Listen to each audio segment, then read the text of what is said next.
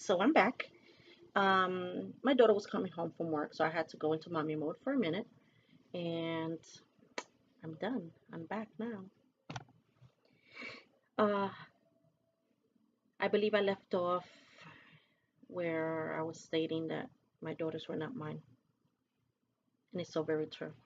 Hard to accept at one point in my life, but once I understood it and I accepted it, I enjoyed it. Um, to look at my girls now, 22, 20, and 17, and see them blossoming into these beautiful, intelligent, headstrong young ladies makes me actually go back and realize, you know what? Even though I never wanted to be a single parent, even though I really truly didn't want to do this alone, it turned out okay. And I reaped what I sowed. I watched what I did. I was careful to be a good influence to my daughters, even the people I will bring around them for a very, very long time. I was very careful with. Um, I put my girls first. I made them my priority. And even though now they're already young adults, they're still my priority. They will always be some sort of priority. But the difference then now is that they're beginning to do their own thing. I have one that's about to get married, and I think if I didn't have the mentality that I had today, I'd probably be freaking out. But I look at my daughter and I see how in love she is. I see how happy she is. I see how wonderfully this guy treats her. And I'm proud. I'm proud. I look at my other one, how she talks about college and how, she hustles school and work and brings it together and still has time to come home and be silly and where I have to like, hello, get out of my room. I'm trying to sleep. And then my youngest one, she's a miracle. She's a true miracle. I was told she wasn't gonna be here. Past 2 months, tops 2 months. She's 17 years old. And she's starting to understand now that God has a purpose in her life and for her life. And I think when it comes to purpose, when it comes to our lives, if we don't understand that we have a purpose, that there's a creator, that before we even were born, he already had established a purpose, that we're never going to do or be able to do what I was asking you guys to do earlier, and is be content, be happy, look around you, and feel blessed.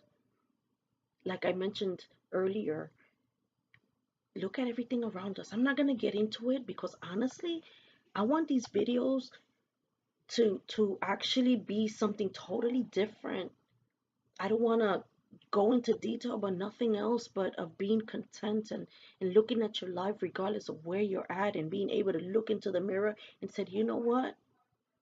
Maybe I'm not where I want to be, but I'm surely not where I was yesterday. So guess what? I'm going to be happy about that. I'm going to be content. Especially if you made a decision in your life where it has changed your life or it's in a process of changing. Pat yourself on the shoulder. Say, good job. Just be happy. Be content who you are, the people around you. Let's not take for granted those sweet little moments. Let's not sweat the little stuff. I read a book a long, long time ago when when my husband left me, and it was a very difficult time of my life. Um,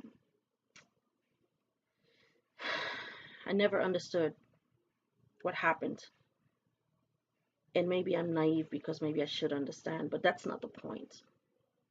The point is that I read this book called Don't Sweat the Little Stuff. and my life began to change. I started looking at those little itty bitty little moments, and I started going with the flow. I began to enjoy them. Even the bad moments, I came to understand that even bad moments had good little things inside of them, you know? Every cloud had a silver lining. That was one of the things that got stuck in my head for a very long time. Every single cloud has a silver lining. And even though I may not understand certain things, even though I may not understand or I may not know, I always remember, don't sweat the little things. There's other things more important than sweating those little things. So just be happy, be content. Know that you're blessed. And know that there's people out there that you may not even consider. That may look at you, may think of you, and know that you're someone very special. So you know what? To my next video, I'm going to try to make them shorter. I don't want you to get bored with me. But till next time, mi gente, be content, be blessed. And that background music is my 20-year-old. But you know what? Just knowing she's there and she is who she is makes me feel content and blessed. And that's what you should do. It's those little things that makes us also just make us who we are. Ciao.